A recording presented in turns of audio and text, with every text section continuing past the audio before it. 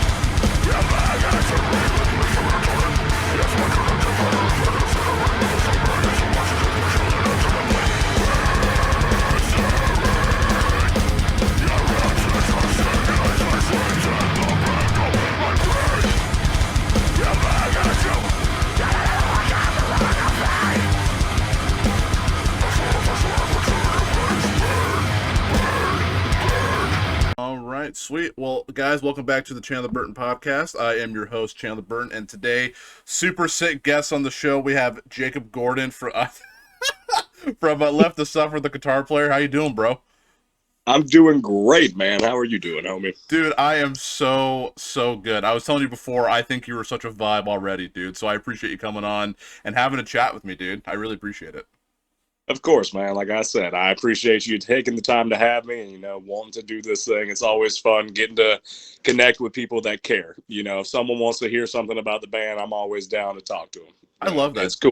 I love that, dude. I think that's really cool. And it's one of those things I always tell people, and I'm sure you've heard before, like, none of my family listens to metal, and so everyone just thinks, like, heavy metal is, like, the craziest thing. I'm like, dude, like, as I was saying before, I think you shared it to your story, I was like, dude, some of the nicest guys I've ever met are in metal bands, and, dude, you're, like, a super genuinely nice guy. So, again, I appreciate it, dude. Thank you so much, man. And, yeah, there's definitely that stigma that whoever you meet, they're angry, they're scary, and then you'll see some of those memes, like on stage, and it's a dinosaur, and then vocalist off stage, and it's Barney. Yeah, pretty much how it is, man. Yeah, like, dude. I'm not saying there's aggression and anger associated with it, but we get that out in our music, so we carry that. So absolutely, dude. There are a lot of people that are very cool and down to earth, and you just wouldn't expect it because you see them on stage punching the shit out of themselves and like going like, wow, they're an angry human, but then they're really not. Exactly. They're always like just really cool dudes who just want to get their aggression out in like a healthy way. So I think that's really cool, man. Yeah. That's awesome, dude. Yeah, man. Well, dude, how was the tour for you guys? I know you just got back, and I have an interesting story to tell you after I hear about your tour. All right, yeah, absolutely. But the tour was fucking incredible, bro. Yeah. Almost every single night was just more than I expected. I think there were a total of 10 shows that sold out on the entire thing. Yeah. And we were only expecting about 3 or 4 of them. So just already like exceeded expectations for like how many people came out, and then the overall response, man. Like, there was one night when there just wasn't enough people for everyone to be yelling "fuck your God and his only son," but like had people yelling that, and I'm just like, whoa. Like, dude. We're new to touring. We did one run pro job before COVID, and that was right as we released Loathe. And I think like the last week we heard some people like yelling some of the words with us, and we're like, yo, for real? Like, people know our words? That's crazy. And then obviously COVID happened, and now this is our first time being able to go back out, and like every night, like a lot of people know these words, man. And it's dude. Crazy. It's it's not what we necessarily expected. It's a beautiful thing that we're baffled by and had a relish in. There were some nights where, okay, so we choreograph what we call flops during our breakdowns, whenever we all drop and we throw our whole body in unison. Oh, yeah. So it looks and slaps aggressive. There were times where the pits were getting so intense, we all just stopped and we're like, "Yo, are they gonna be okay?" Just watching instead of like even flopping anymore. Just like, yeah, dude, losing their shit. The response was crazy. A lot of people came out, bought a lot of merch. You know, that was sick. Amazing. All the bands were so fucking cool, so down to earth, instant home. Like I think that's the biggest concern that you really run into when you have your own fan base is that, like, you know, are you going to get along with these other people that are on the road? You know, you're going to show up and are at least going to buy some merch and be there to support you. But are you going to be able to get along with these people that you're working with for 30 whatever days straight? Mm-hmm. And dude, there was nothing but vibes, nothing but good times, like going out together as like a whole unit of like 30 people multiple times.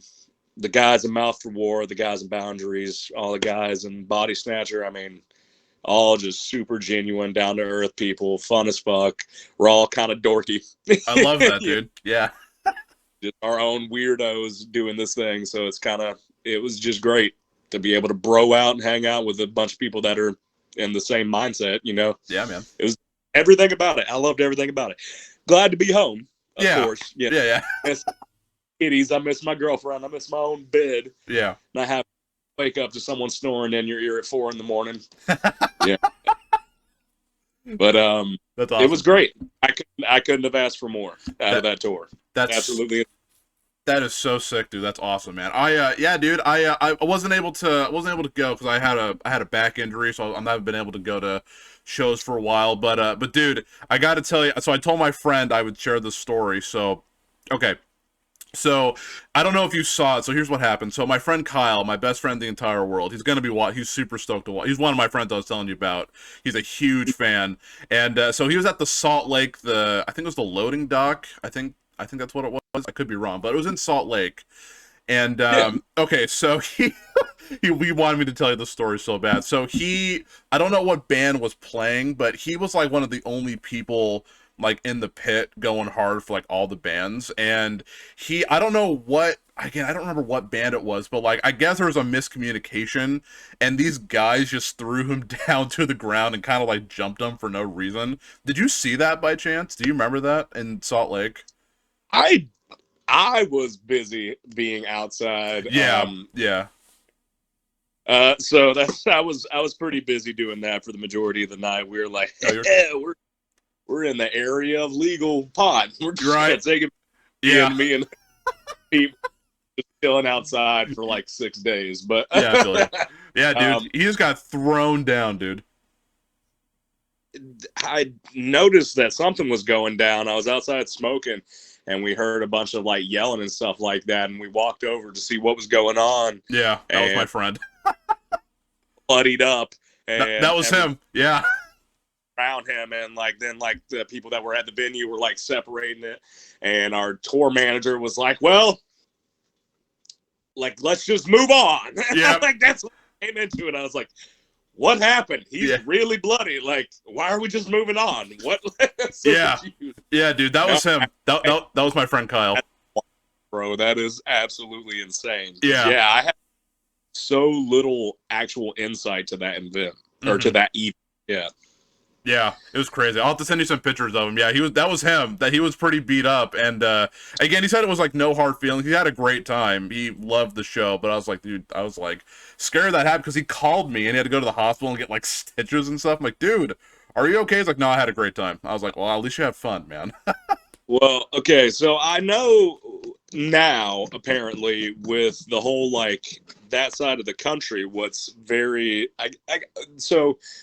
I guess I had never just gotten the personal insight of it, so I hadn't known about it. But there are a lot of like cliques and stuff like that, like Mosh Crew. Mm-hmm. And I mean, I knew it existed. I just didn't realize like how hardcore it was. Yeah, exactly. Yeah.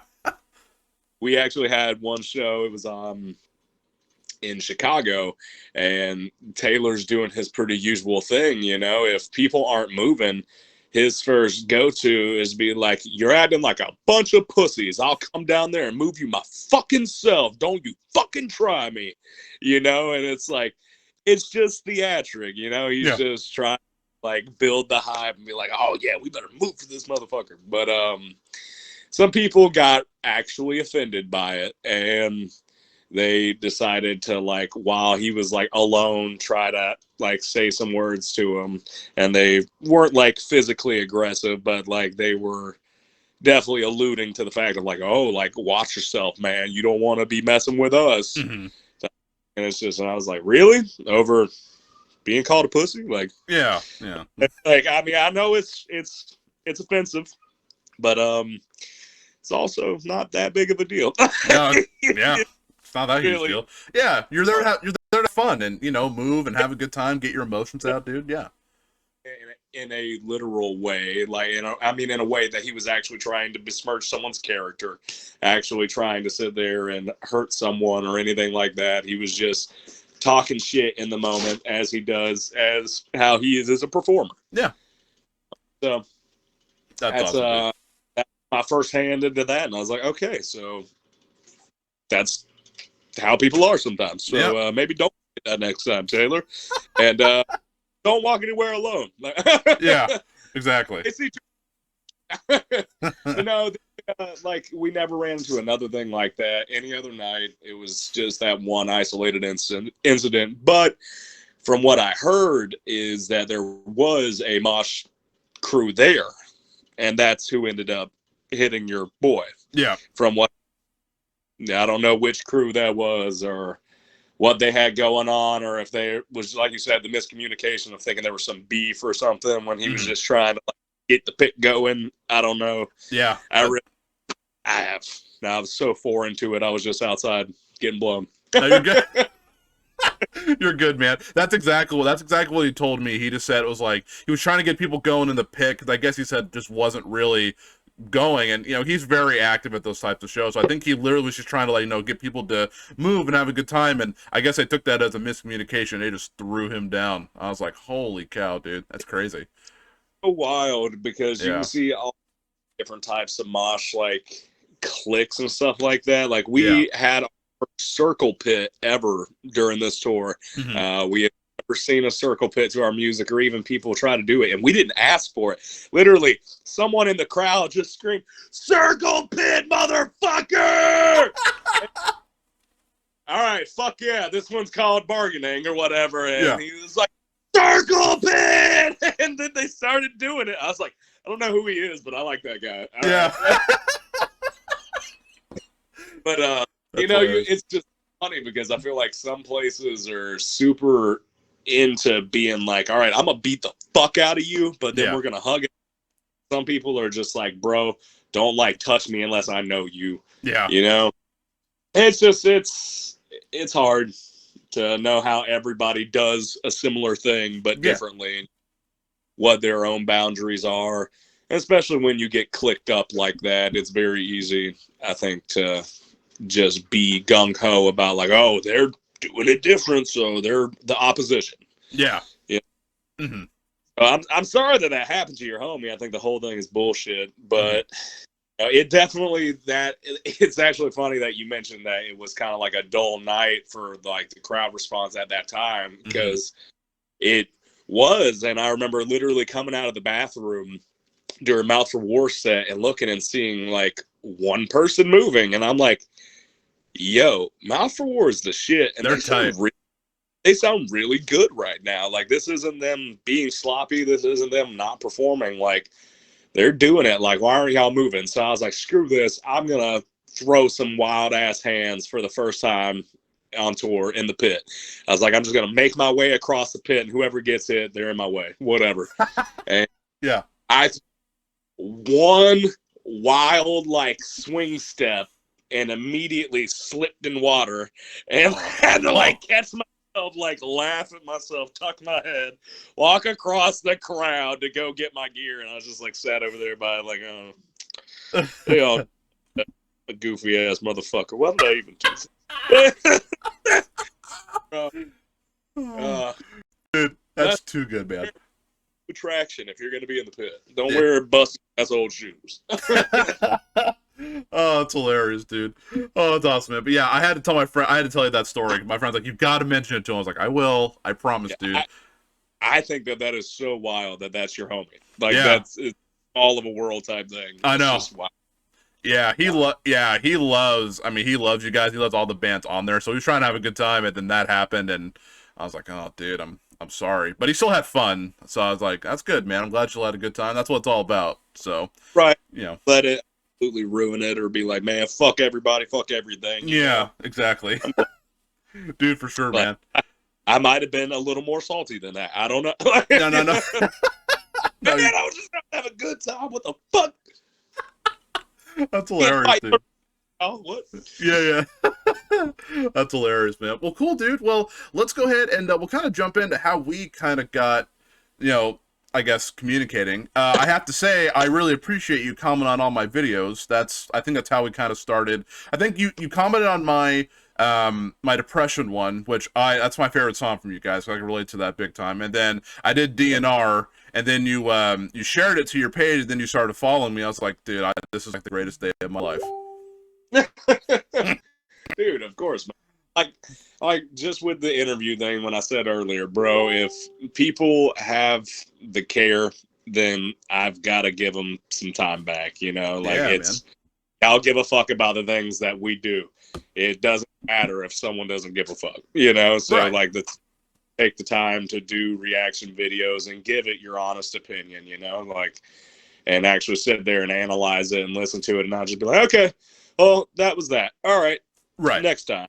Like, you actually sat there and consumed it. And like you said, with depression, like, it meant something to you and you were able to take something from it, Mm-hmm. And that's just a fucking crazy feeling. Just like having people scream your lyrics, man. Like, it's wild, like of course it means something to us, we write the music, but the fact that it means that much to other people, it's an incredible thing. So you got it, bro. Like, I try to follow anybody that puts out content like that and try to, like, at least interact a little bit, like, I try to.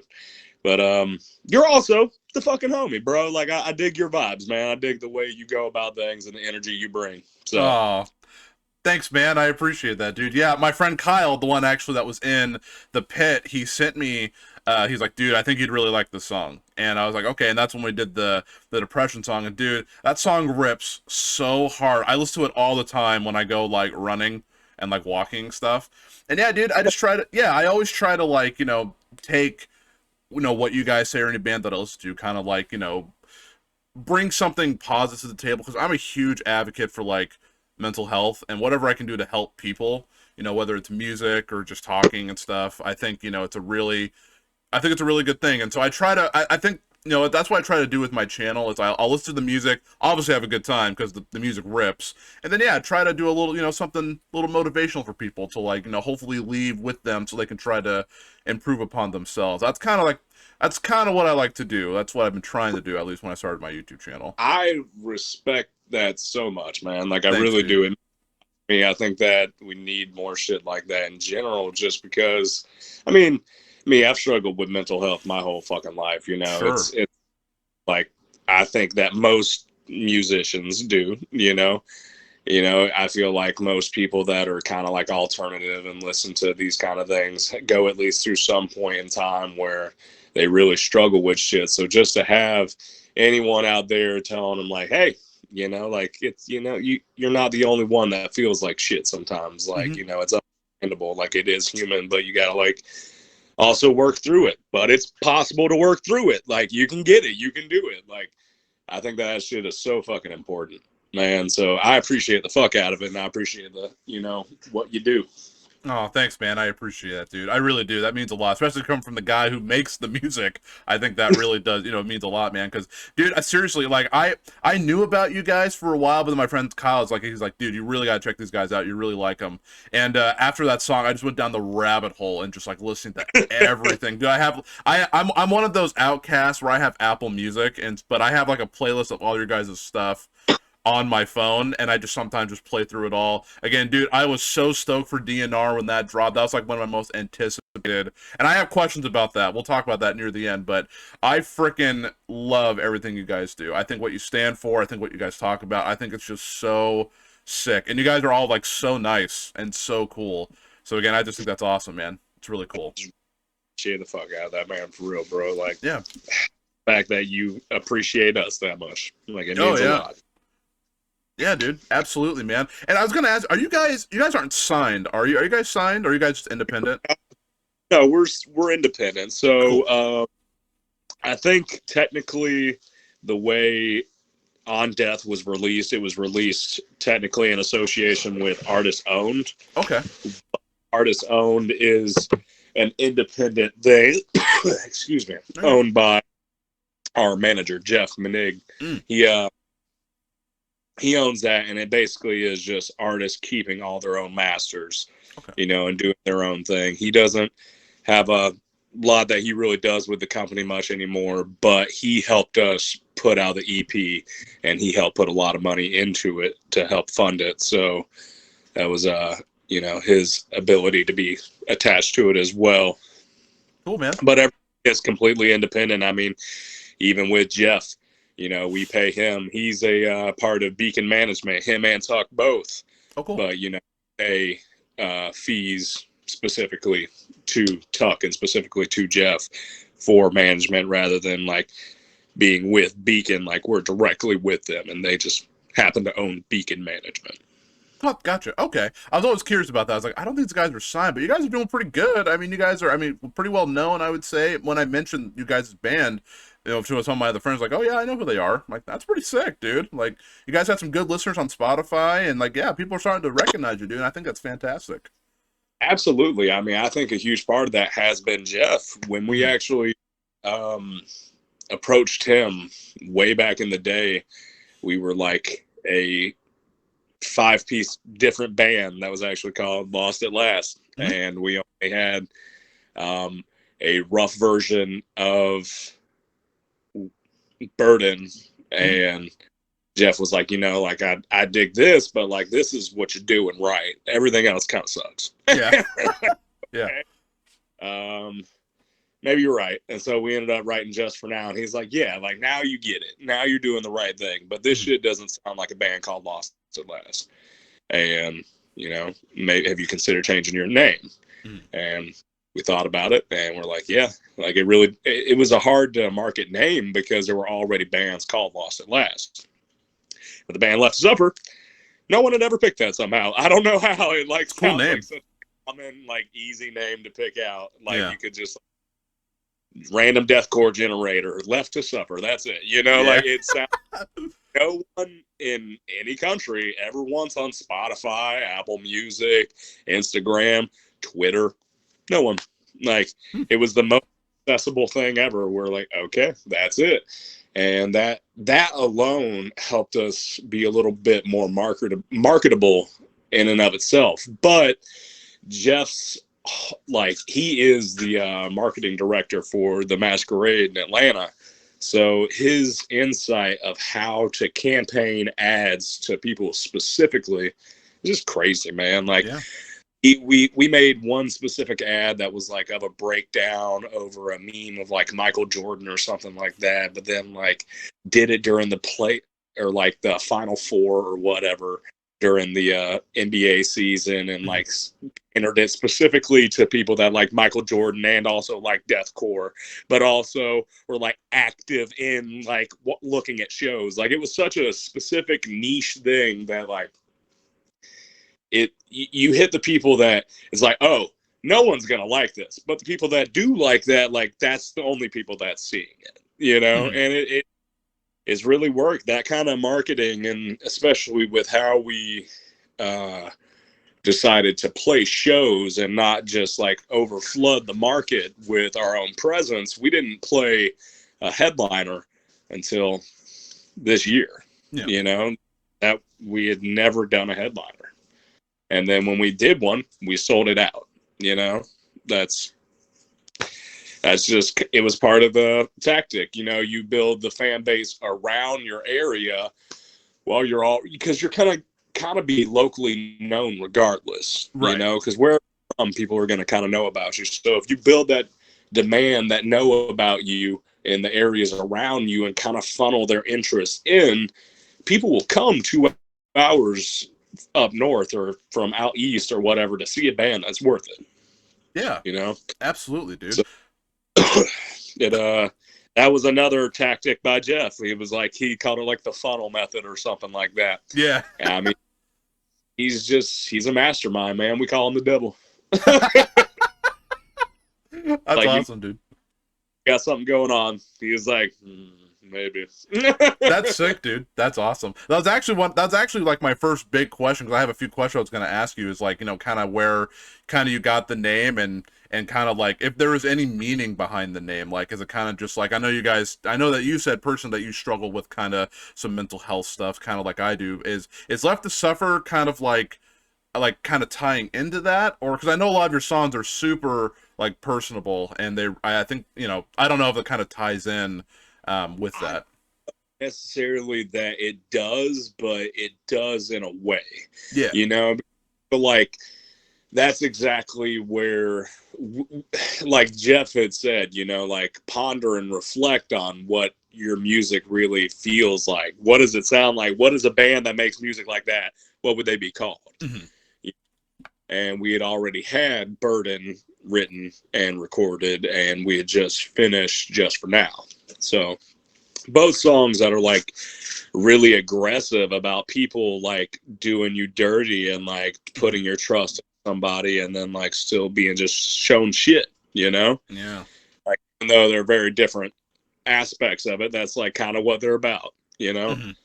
And we were just spitballing a lot of ideas, man. We rode home from that car ride as a band because we actually met Jeff at like a burger joint in Atlanta, and he basically said that he didn't want to be our manager, but he wanted to help like direct us with marketing. Mm-hmm. That was our first real meeting with him. But I mean, we drove home from there and we were talking about, you know, what does the music feel like? Like, what does it represent? So, like I said, I don't feel like it necessarily is specifically about that, but the music was already kind of coinciding on that vibe, you know? And I think that mostly comes from just Taylor writing from a pretty real place, you know? Yeah. Like, writing through the shit that we went through, or the shit that he's gone through specifically too, you know? Yeah. Like, I know for Just for Now, that song was pretty much like a diss track towards his ex-girlfriend, you know? Like, right. I love that. About, I love that song, dude. Yeah. Love it. The kind of emotional bullshit that she put him through, you know? And yeah. Like, so, I mean, it you know, like, like I said, it just kind of like made itself in a weird way. They kind of worked together. Yeah. That's cool, man. That's really awesome. Like, Levi, our old original drummer, had said like Left for something, and then Taylor was like, no, like Left to Suffer, and we were all like, there you go. Started Googling, we were like, wait a minute. Yeah, dude. That ain't nobody. That's us. That's awesome, man. Thank you for sharing that with me, dude. I appreciate that. I've been through some stuff with some girls before as well. And yeah, dude, that's really cool that you guys write from that personal place and kind of explain it. I think that's really cool. But kind of for yourself too, I guess I kind of want to ask you, how did you, because I don't play guitar. Like I have no talent. I do scream. I've done vocals for a long time, but I've never been able to, yeah, dude. Oh, what was that? I would say I didn't know that. I think that's fucking awesome. Hell yeah. Thanks, dude. I appreciate that. Yeah, I can't go as low as my boy Taylor, but you know, I try a little bit. He's really freaking good, dude. Honestly, he's one of the best that I've heard in like years. Like, sincerely, I'm like, because like I can understand what he's saying, but it still sounds so good, and I think that's so hard to do. They think that that's why he's one of my favorite vocalists. Yeah. You know, it's probably like the most conceited thing to say ever for some dude. people. Oh, my band's vocalist is the best vocalist. And I don't think he's the best. I mean, he's one of my favorite, man. His enunciation alone is what does it. Yeah. You know, there's that they're like getting these killer, sick, disgusting vocals, and then you read the lyrics and you're like, no, he didn't say that. Yeah. He said, you know, he did not say defiling the whatever. You know, like it's just like these hit multi-syllabic words. Like no. Right. With Taylor, like you hear it and you're like, oh yeah, no, that's it. Like, Oh yeah. Every time you're like, that makes sense. Like that's what or you can just understand it. And you're like, I got 30 of it first listen. I think that's awesome. I think it's a really cool thing that you can do that. I think it's really hard to do, especially with like vocals, you know, because obviously people just want to sound the coolest and the most evil. But it's like, I mean, I listen to music because I want to feel like inspired. So like again, with your guys' songs, like I understand it, and I'm like, okay, I can rock out, and I can be inspired at the same time. Like some bands are really cool, but it's like I just can't understand what they're saying. And I was like, I like to like hear it and like, you know, try to figure out, you know, what they're saying. Yeah. Or it just, you know, not just be about like murdering, you know. Yeah. It's like, okay. I feel like cliche metal things, you know. Oh, it totally is for sure. But yeah, maggot infested corpse was rotting under the grave. Yeah, super generic like metal lyrics. That's hilarious, dude. Yeah. Well, how did you I guess when did you start playing like guitar? Who was the bands that inspired you, or like what inspired you kind of get into like heavier types of music, I guess you could say? Ooh, I love the personal questions. I'm a personal guy, dude. I like asking these, you know, so I can learn. I like learning about people that I talk with. So I like taking something away, and hopefully my audience will as well. Hell yeah, man. Yeah. Well, I dig it. Yeah. So when I first started playing guitar, I mean, I was probably, I think, 12 years old, if I remember correctly, maybe 13. Because I've been playing for I was 12. Because I've been playing for over half my life now, and I'm 26. Okay. I'm about to be 20. So it was like 12 years old, but it all basically stemmed from Guitar Hero. Like, no yes! shit. I love it. I'm trying to think exactly who had it first. Maybe it was my like the only neighbor that I had as a friend, Chris at the time, had Guitar Hero 1, and he was playing it, and he was pretty good. And I was like, dude, this is so effing cool, bro. Like, what the fuck? And I was like, I want to be better than him. So, like, I'm going to play the fuck out of Guitar Hero. And I asked for it for Christmas, and my mom got me Guitar Hero 2, like, right after it came out. Yeah. I became obsessed, bro. Like, I literally was just playing it day in and day out and playing it all the time. I went from like easy to hard mode in probably like a month. Nice. And just started like hitting expert and trying to like get things like 5-starred and perfect and shit like that. And my mom's like, you know, you play this game so much and you're getting so good. Like, why don't you pick up real guitar? I'm like, what? No. Why would I do that? What are you talking about, Mom? What? So, Mom, it's a stupid idea, Mom. Like, you know, just being a stupid, defiant kid. And then, like, 2 months later, I was like, hey, you remember when you said that? Like, can I still do that? Yeah. She ended up getting me guitar lessons, and my dad ended up taking me to a pawn shop to pick out my first guitar. I wonder if it's out here or not. It might be put up in its case. Oh, it is. It's up and it's put up. But yeah, it's a BC Rich Warlock that has like these skulls and flames all on it. And I was like, that's metal. Yeah, dude. Metal, but that's metal. I want that. You know? Yeah. Got that shit and started taking lessons. And I remember even in those days, I was already listening to shit like Lamb of God, Slipknot. Yeah, I feel like Lamb of God and Slipknot were definitely two of like the big ones that started for me, like even in the beginning days to start to learn to play guitar and start to learn like some fast riffs and stuff like that. I remember trying to figure out to one of the leads for the song like Rise, I think off of the album Sacrament. And I was like, yeah, like I figured it out by ear, and then like listened back to it and I was like, not like I was playing the right rhythm, but like the notes were just not even. I was like, yeah, I don't get melody. I don't understand. Yeah. But, definitely those bands on the start, and then I'd say I picked up 7 strings probably, I don't know, maybe like 4 years into playing or so. I got really into the guitarist Rusty Cooley and the band Outworld. And I just thought that he was just like such an incredible fucking guitarist. I was like, bro, 7 strings, bro. You got to have more strings for more shred. You got to do more. So I was like, that's what I want. And then I started listening to like Unearth. And I feel like Unearth led to stuff like Shadows Fall, which were 6 and 7 strings. But then also that kind of gatewayed into the deathcore stuff, which was like straight into early Whitechapel days and All Shall Perish right around the Awaken the Dreamers era. And that did it. Like, Sick. That's where I was like, oh, this is it. Yeah. This is it. This is what I want to do. Awesome, dude. That's super sick. I even feel like I got like a ego-headed like detachment away from it around like my senior year. I started taking AP music theory, and I was like, I listen to Animals as Leaders exclusively. Like, if it's not a polyrhythm, don't come at me. And, that's hilarious, dude. I love it.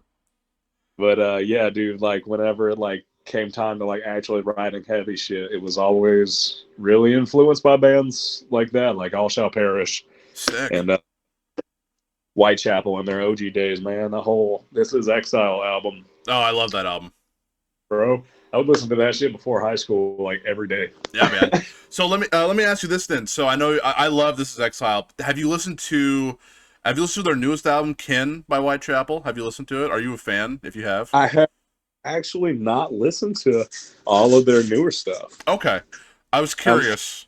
I really haven't kept up with them like that. It's for me, I kind of fell off in a sense when they started losing some aggression.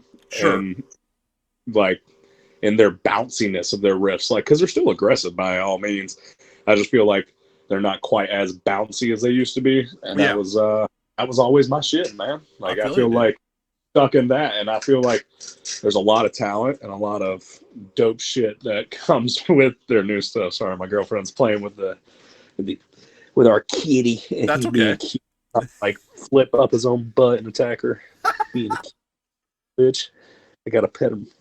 But yeah. Cool, it's definitely dope shit. They're definitely fucking talented ass musicians. That's right. Cool as stuff. Cool as fuck shit. It's just not necessarily as much my flavor anymore, you know? I feel you, dude. That's awesome, man. Super cool. Well, thanks for answering that, dude. I love hearing, personal stuff. Like, again, I think that's so cool that you get inspired by that. Guitar Hero was your gateway, dude. I loved Guitar Hero. I still do. I wish I still had it so I can play it. I love that game, dude. I got high-key embarrassed the last time I played Guitar Hero. I tried to play and I was just wrecked. I bet. I lost in like 5 seconds. I was like, I'm a professional guitarist. Right. Like, I can play guitar, bro. What happened? Well, I mean, I think it's cooler that you can play actual guitar over, like, a piece of plastic. I mean, it's lame. Yeah. That's hilarious, dude. Well, that's awesome, man. I really started playing Guitar Hero with Guitar Hero 3 and onward. I liked Guitar Hero 2, but 3 was the one. Yeah. Dude, I was gonna say 3 is the one where I logged my most hours. Yeah, me too. Through the fire and flames on expert. I have to, dude. I know. But seriously, could never 5-star it. Couldn't even 4-star it, man. I was like barely surviving. It's hard. It's hard, dude. I remember that's when I freaking. I was kind of late to the game, but that's when I first discovered My Curse by Killswitch Engage. I was like, dude, I freaking love this band, dude. I was like, it's not a bonus track. Dude, I mean, Killswitch Engage was definitely one of those intermediate bands that was huge for learning a bunch of riffs. I was learning like Rose of Sharon and My Curse, and what's that one song off of the I remember what the Resident Evil movie. Can't remember the name of the song though. But yeah, like, yeah, all that. I was learning all those riffs. Those were definitely integral ones too. that's awesome, dude. I love that band. I'm like, this is sick. That's so cool. That's cool, dude. All right, man. Yeah, dude. I just got just a few more questions for you, dude. I really, again, I appreciate you doing this, man. I love learning about you. I think it's super dope. Of course, man. So Thanks cool. for Yeah, dude. Absolutely. So we kind of talked about it earlier, but actually, my friend Kyle, who was again the one in the pit, he wanted me to ask this question. I was going to ask it really anyway. Oh, hey, buddy. So cute. What's your cat's name? His name's Cece. We got another one. His name's Felix, but he's running around being a crackhead. This one's just. Aw. That's cute. That is super cute, dude. So when you guys so with the songwriting process, like, do you guys? So I know you said Taylor writes a lot of the lyrics. Like, do you guys do you write all the stuff and give it to Taylor, or do you guys all write lyrics together sometimes, or kind of how does it work for you guys putting a song together, if that makes sense? So we've actually had a lot of different processes throughout the whole thing. To be honest, it's kind of been an evolving process as we've went through different phases of what we've had to do and what we had going on. So like with Burton really started off as like a demo that me and Taylor started in like Levi's old trailer, our old drummer's trailer at the time. We were recording on Reaper on my laptop with like no speakers and just trying to like bump out any form of a demo possible because we were about to start working with this new producer who we had heard is like this shit. And he's like, he doesn't take any shit. He's like really about it. If you're not on it, he'll tell you you're fucking up to do it better. So we're like, all right, we need to get on it, have some idea of what we're going in there with. And I feel like that's always been a general thing. Yeah. We always definitely have riffs in mind or something like that, or something in the back of our head that maybe we want to mess with when we're at least going into some form of a session, and then at least take some form of a demo into a final session. That I feel like that's consistent. But we have also had songs like Just for Now really started because we were jamming out that main riff, the and we were jamming it out one day, and we got the offer for opening up for Amur and Stick to Your Guns. Oh, and sick. We're like, we need another song, so like this is the vibe, bro. Like let's make this into a whole song. And jammed out a whole song, and like then just went into the studio and like rearranged it a little bit, and then even like the song Lost at Last, that is an homage to our old original band. Like back in those days we were like a 3 guitarist band, and Christian was our 3rd guitarist, and bassist quit out of nowhere like right before a gig. So Christian just did what he had to and like stepped up and bought a whole bass rig and like went about it doing the damn thing. And we eventually became Left to Suffer, but we still had this one track from the Lost at Last days that we thought was pretty good. So we took it into the studio and we're like, what do we do with this? Like, we want to salvage this in some way, but what can we keep? What has to change? And he was very straightforward, shout out to Aaron Pace of AP Audio. He was very insightful into like, like, this is cool. This is trash. This is bad. This is fucking gold. Transition somewhere here and get rid of the whole last 2 minutes. And we're like, okay, all right, let's do it and see what happens. And it ended up being a fucking bop. Like I love how, dude, it went from being a song that had no real like energy until the breakdown, which had a super sloppy version of the solo. Yeah. Even like worse and sloppier. Which is already sloppy in the recording. Like, people ask, bro, how do you play that? And I'm like, bro, you just try to fit the notes in time. I don't know how I do. I don't know. It doesn't break down evenly in time. Like, there's too many notes like fit in evenly. I was like, I don't know the subdivision. It's really weird Mm-hmm. because I did it bad. My bad, bro. I should have been a little bit. But That's awesome, dude.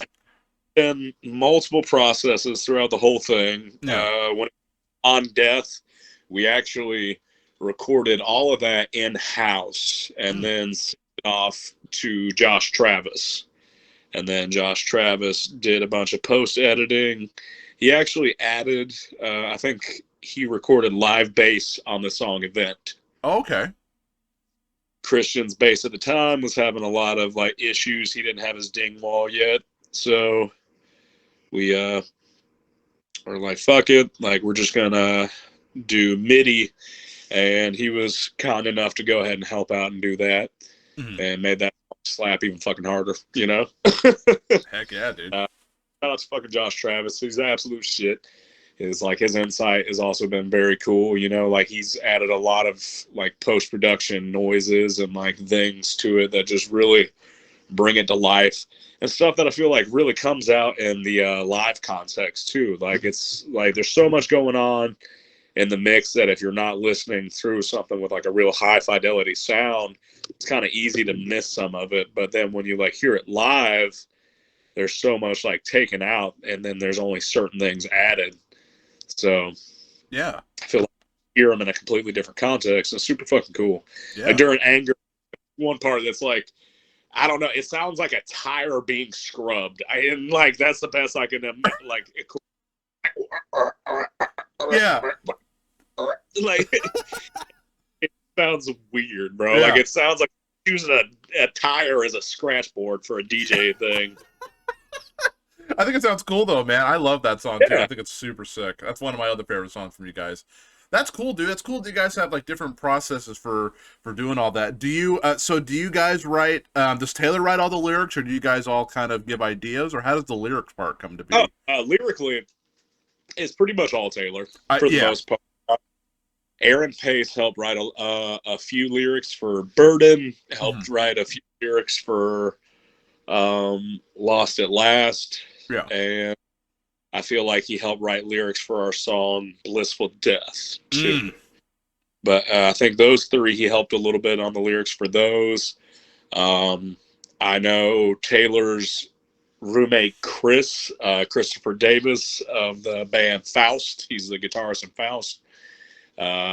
He helped do some lyrics a little bit in the On Death EP. For me, I've literally just like told Taylor random lines, and I'm like, this would make a cool lyric. And then he like made something else out of it, you know, like would take it and then adjust it a little bit to like whatever the context actually was. Like, oh, sick. Like, what's the line? I may be shit, but I am not afraid to say I'm scum. Yeah. Was like we were literally working at Mellow Mushroom together, and I walked in and I was like, I might be a piece of shit, but at least I'll admit it. And that, like, that, bro, like, it was so... That's sick, dude. But the bulk and the majority is definitely Taylor. It definitely is from his own creative perspective, and I feel like we have some like input and insight, like if stuff like doesn't like maybe necessarily flow what we're expecting. The main thing I ever interject whenever he like sends us a demo of something, like lyrically, I feel like he's always pretty fucking on point. You know, like where his flow is pretty on point. It'll be more like, yo, dude, like throw your lows in there more, man. Like you do the nasty lows, but like you were saying earlier, his pronunciation is so immense, and I think a lot of that comes from knowing when to throw those lows in there, knowing when to throw his mids, knowing when to throw his highs for his own projection and for his own enunciation. You know, so picks very good times for when to do shit like that. That's sick, dude. I love that. I love hearing that. Yeah, of course. And then when it comes to riffs and stuff like that, I don't think there's hardly any riffs that get absolutely no, at least a once over from some other guitarist or some other stringed instrumentalist. Like we try to like filter riffs through each other. So like we actually have another grouping of songs already recorded, and are stoked to be putting those out over the coming year. But that whole process we did a little bit differently because we wanted to make sure that everybody was heard and nobody was like felt left out. Like we'd be like, yo, like I love this riff, but like, yo, Christian, like what would you do here? You know? And then like we try to find a middle ground, you know, or like something like that. Or where in On Death I did like 100% of the leads pretty much, you know. Now we got Pete doing some leads too on the new shit. You know, like trying to like get everybody to have their input, insight, and be heard, because everybody is like, you know, we all do this thing, you know. Like, it's like a collaborative effort. Yeah. We all want to be heard, and everybody wants to make the best product, and I think that that's some of the best shit we can do. I mean, even for like you were asking about, you said you were gonna ask about DNR. I was gonna go ahead and like go into it. That's my next question. It's like how did it all kind of like with Will and Ricky, like how did it all come to be? I'm curious about that. Okay, yeah. So that when it comes to like the vocal feature, well, I'll just go ahead and start with how the song was written. We were actually recording and planning to write another song for the EP that we're going to be putting out. Can't wait, dude. Can't wait. I'm glad, man.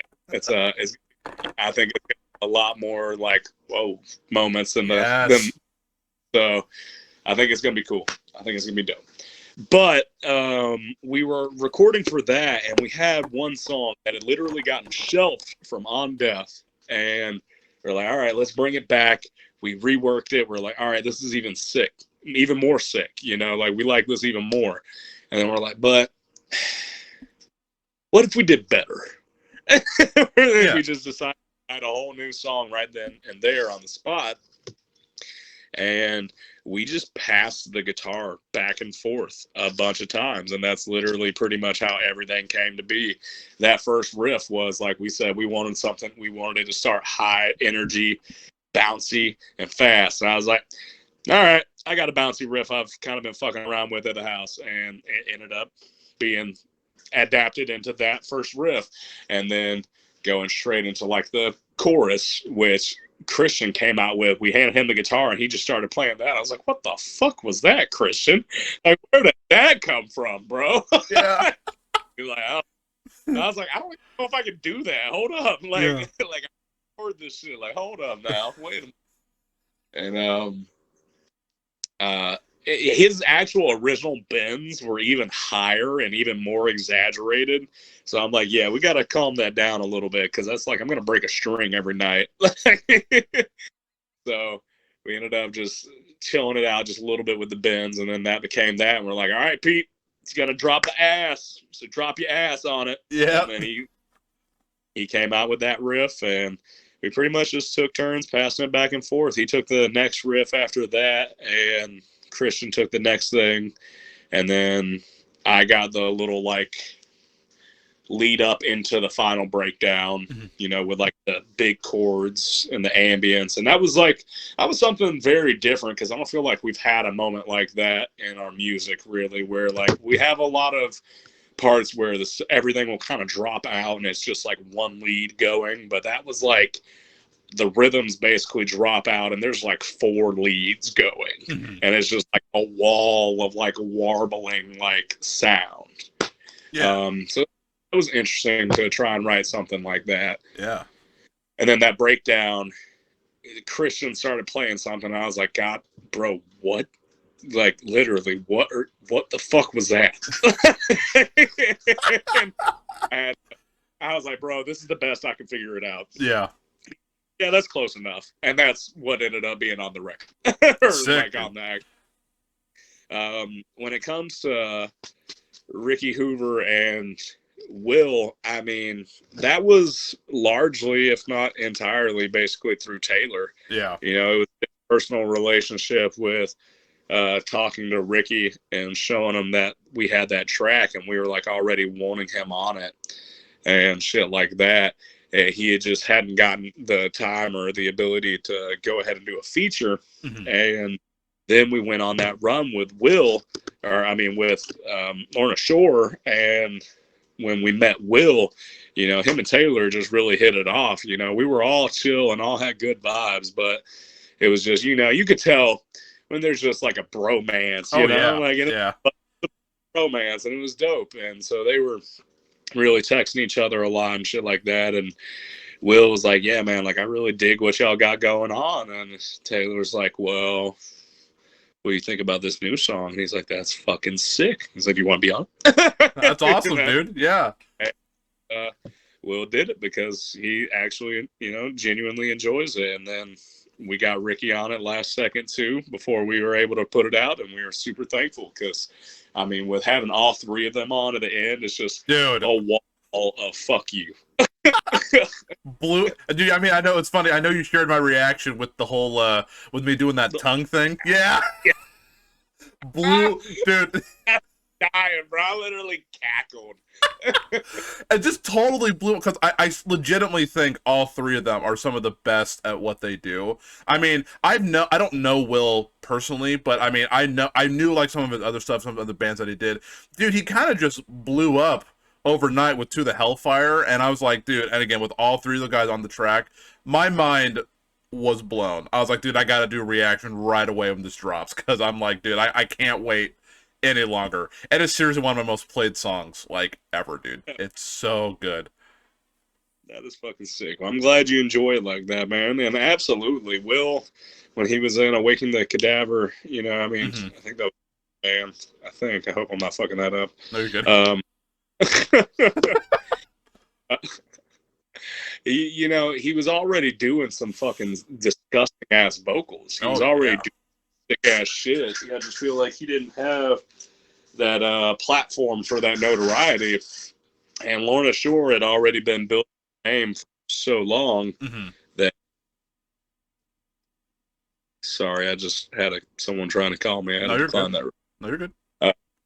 They were already building their notoriety and building their hype for so long that, for as long as they got somebody who wasn't doing something, that was crazy, they were probably going to work out, and they couldn't have gotten a better fucking fit, it's absolutely incredible how, I dug what Lorna Shore has always done, but now I love what they're doing. Yeah, it's incredible.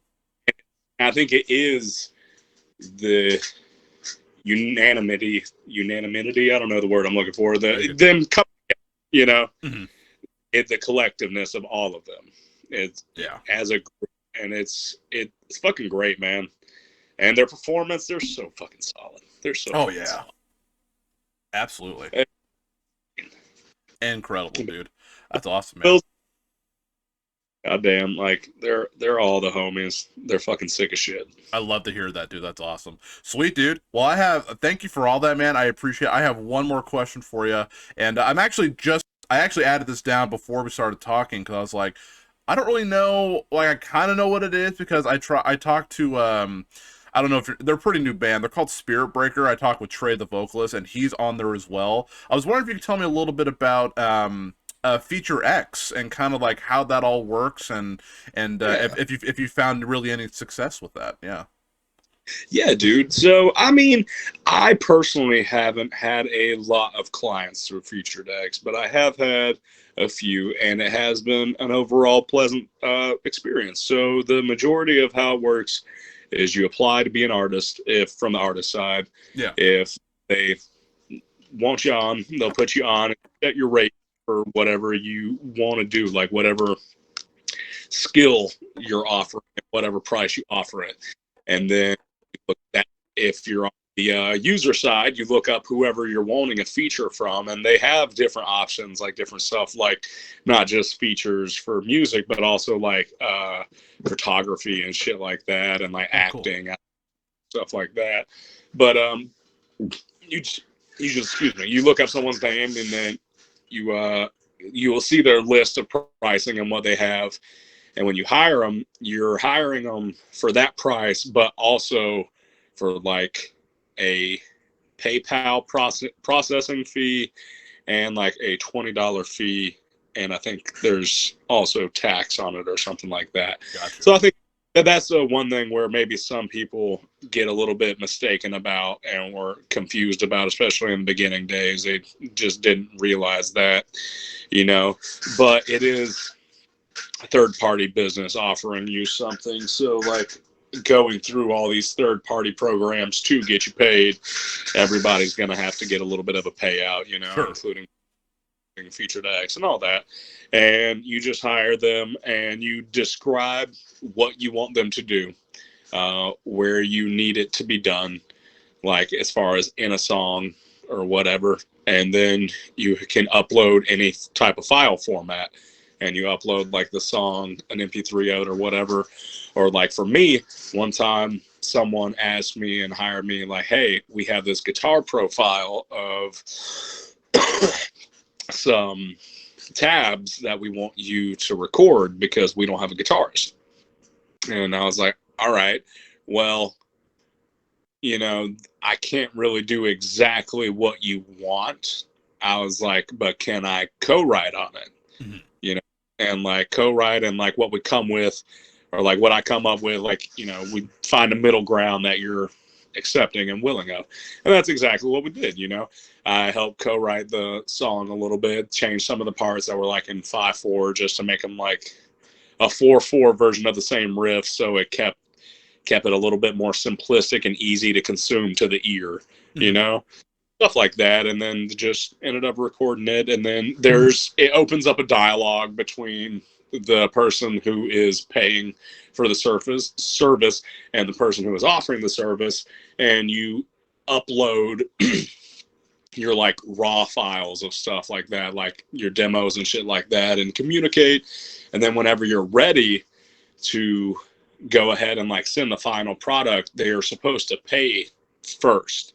And that's where I personally ran into one issue one time, where a guy said that he was like okay with the final product, but I sent him the final product and he didn't send me any cash. And oh, I don't know about this. I'm like, well, you didn't say anything before, right. So I did what we on, but didn't get the payout. So like that is the one thing where it is pretty specific. Like you gotta get them to do their payout before the service is completed, but you don't have to necessarily withdraw the money yet. So Gotcha. that, but y'all communicate. Like Mm-hmm. I'm gonna go ahead and pay for it, but please don't withdraw the money until the service is completed. Gotcha. And then it's all right there, accessible either way. Even after the transaction is complete, you can go back in and see all the messages sent between both parties. Gotcha, dude. Cool, man. Yeah, it's a way for people to, like, for that one band, I think it was called It Comes at Night. They were just a bass player and a drummer and a vocalist, and they needed guitars done. So there, I gave them a guitar demo so someone can learn that shit, or they could go ahead and send that off and get that mastered once they get the drums tracked to it or the MIDI put to it. That's sick. Now I offer like multiple services where you can either get just a feature, or I can help you co-write, or I can straight up basically write you a whole song, and like program for you or whatever, but it's a cool little website. It's definitely very useful for a lot of people. And we went through it and used it to get all of our features for On Death. Oh, sick. Super sick, dude. That's awesome, man. That's really cool. I didn't know much about it. I've seen people do it like in the metal community, and I was like, I don't really know what it is. So thanks for telling me that, dude. Right. I appreciate it.